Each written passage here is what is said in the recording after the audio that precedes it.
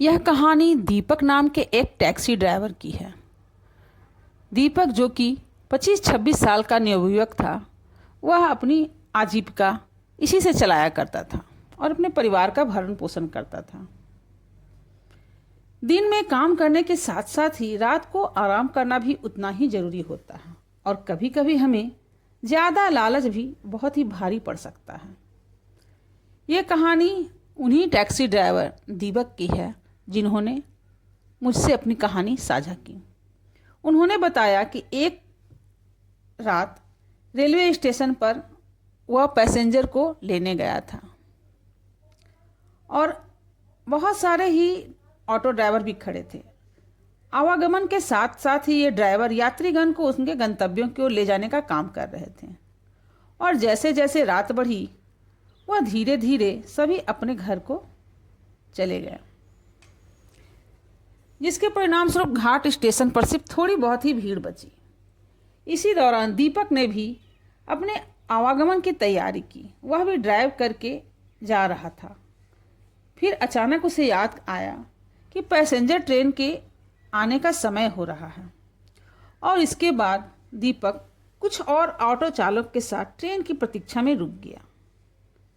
जब रात बढ़ती चली गई तो बादलों ने आसमान को काले चादर से ढक लिया, जिसे चांद की किरणें समाप्त हो गई। अचानक ही बादल गरजने लगे और बिजलियां चमकने लगी और झमाझम की बारिश होने लगी, जिसके चलते आवागमन बिल्कुल ही अंधकारमय हो गया। जल्दी ही पैसेंजर ट्रेन स्टेशन पर आई। ड्राइवर दीपक का ध्यान ट्रेन से उतरते हुए युवती की ओर गया।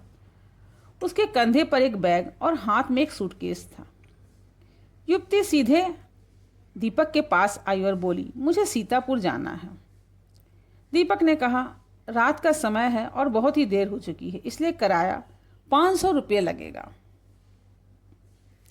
अगर आपको दिन में जाना हो तो दिन में जाइए, दिन में सिर्फ 250 ही किराया हो गया। लेकिन युवती ने कहा, मुझे अभी ही जाना है। युवती ने कहा, मेरे पास अभी सिर्फ 250 रुपये हैं और मैं 250 रुपये अभी आपको दे देती हूँ और घर जाकर मैं बाद में फिर से आपको घर से लाकर बाकी के पैसे दे दूँगी। दीपक ने भी उसके प्रस्ताव को स्वीकार कर लिया और बोला, मैडम आप टैक्सी में बैठिए। कुछ ही देर में दीपक ने युवती को उसके बताए हुए पते पर पहुंचा दिया। अब युवती टैक्सी से उतरते ही जल्दी से अपने घर की ओर चली गई और दीपक से कहा कि मैं आपको बाकी के 250 रुपये देने के लिए घर से लेकर आती हूँ। दीपक करीब आधे घंटे जितना इंतजार करते रहा, किंतु वो युवती दीपक को पैसे देने के लिए नहीं आई। अब दीपक ने सोचा कि मुझे देर हो रही है, क्यों ना मैं उस युवती के घर पे जाकर ही पैसे ले लूं, और वह उसके घर चला गया। उसने घर का दरवाज़ा खटखटाया। घर का दरवाज़ा एक बुढ़िया ने खोला।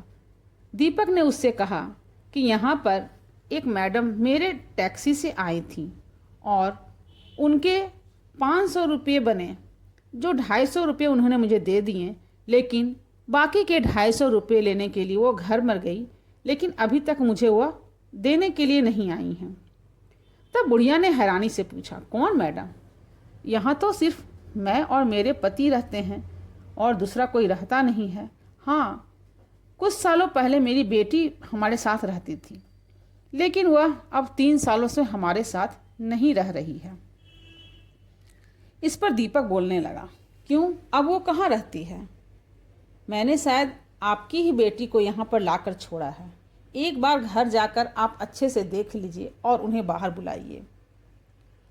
अभी वह बात कर ही रहा था, तभी दीपक की नज़र सामने वाले दीवार पर गई। वहाँ पर उस लड़की की तस्वीर लगी हुई थी जिसे वह टैक्सी में बिठाकर लाया था। दीपक ने बुढ़िया से पूछा, उस दीवार पर जिसकी तस्वीर लगी है ना, वो आपकी बेटी है? बुढ़िया ने जवाब दिया, हाँ वही मेरी बेटी है। क्यों, क्या हुआ? तुम ऐसे क्यों पूछ रहे हो? जवाब सुनते ही दीपक बोल पड़ा, माता जी, मैंने कहा था ना कि मैं आपकी बेटी को ही घर पर लाया हूँ। यही है वो जो मेरे साथ टैक्सी में बैठ कर आई थी। अब आप जल्दी से मेरे पैसे दे दीजिए। देखिए, अब सुबह भी होने वाली है और मैं कब से यहीं पर खड़ा हूँ। बुढ़िया ने दुखी मन से कहा, बेटा ऐसा हो ही नहीं सकता। हाँ, ये मेरी बेटी है, लेकिन 3 साल पहले ही एक ट्रेन के नीचे आकर यह मर चुकी है, तो तुम इससे घर कैसे ला सकते हो?